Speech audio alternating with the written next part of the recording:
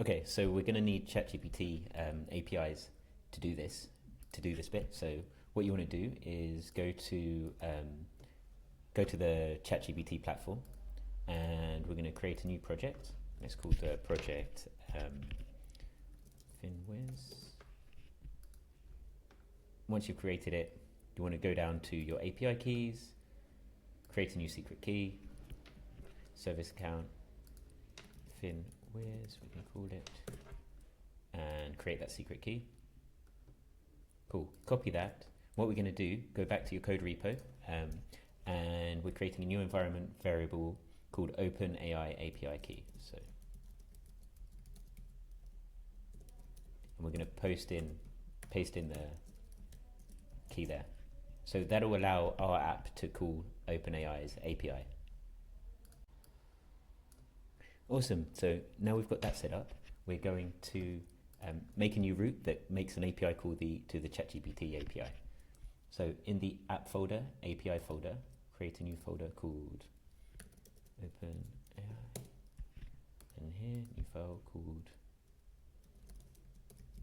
.js. And in the description, I've created the code. I'll share a gist, which you can see here. And all that does, very simply, is take the request, and it is going to add a prompt that we're going to then send to OpenAI using a send to OpenAI library we've created as well. Cool. So let's copy that.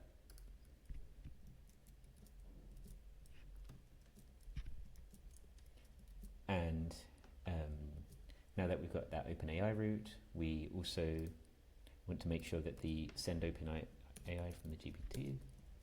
So this one is already created by Shipfast. It's already there. You don't have to modify it. So all we needed was this route, and now we just need to make sure we're calling that route from when the user clicks the button on the landing page. So to do this, we're going to create a new button, and we're going to call this button generate. So we go into the components folder. Let's what we can do, we can copy an existing one.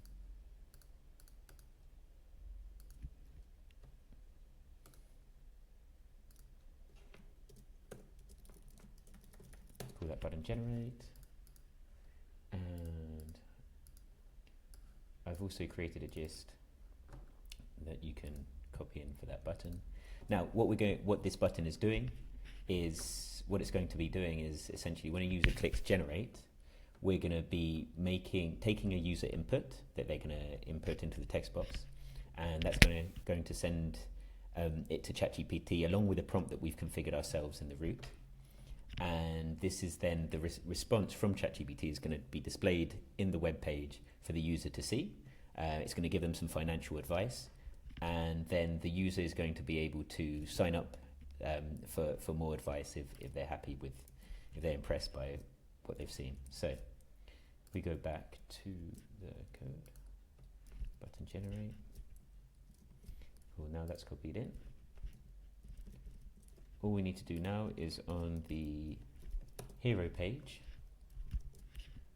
where it's currently got a button to get the app, what we're going to do, we're going to add a button, import button generate there, and call it, and then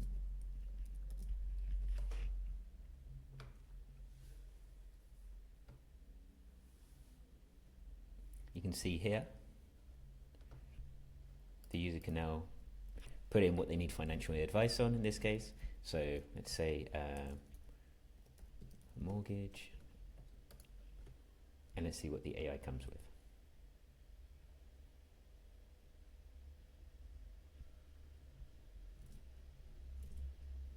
Here we go. How can you manage your mortgage responsibly? So we've got some text. You can feel free to update how that's formatted. You can make it look good. We can also plug in other AI models as well later down the line. And then if I'm interested, I can add my email here. Now this won't work yet because we need to set up the table on Supabase to capture the emails.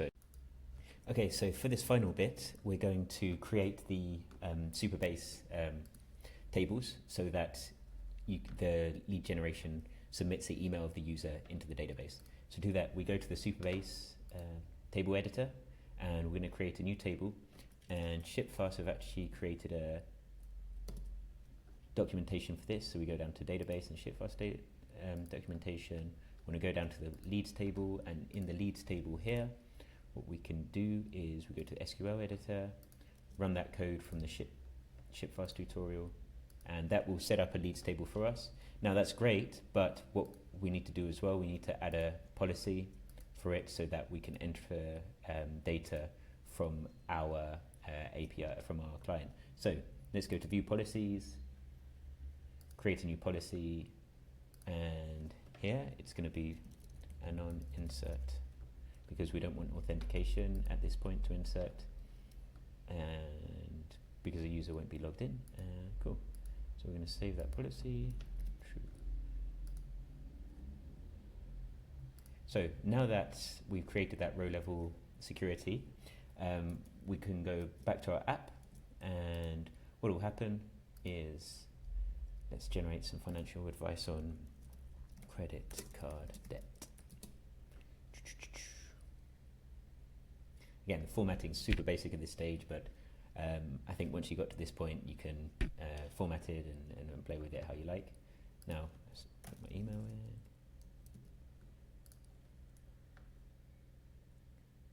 So in theory now, in the leads table, there we go. I've now got an email subscriber list that is being built as user website. Awesome. Next up, I'm going to show you how to deploy this thing. So how to deploy all of this. We've got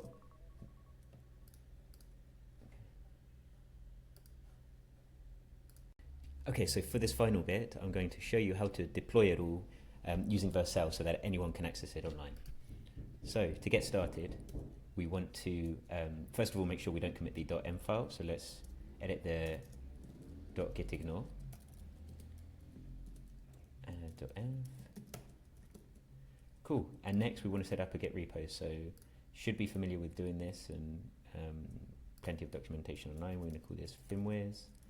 Let's make it private and create this repo. And now we're just going to take our code and push it to the main branch there. Cool.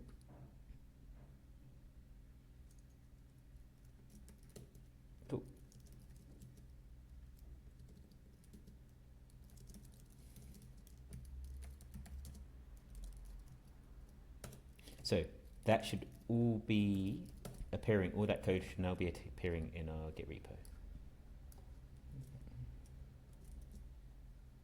There we go. And now we're going to connect this to Vercel. So to connect it to Vercel, super simple. Go to Vercel, I'm going to create a new project.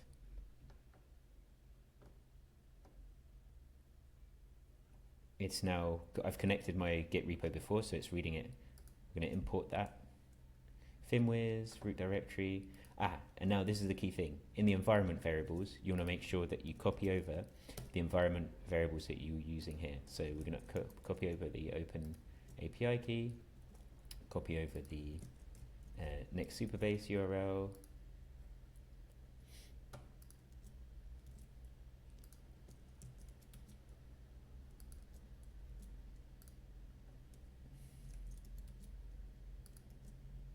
cool. I'm just going to, and now that should be good to deploy. That's all the API keys there. All right, so let's deploy that. And we are basically done.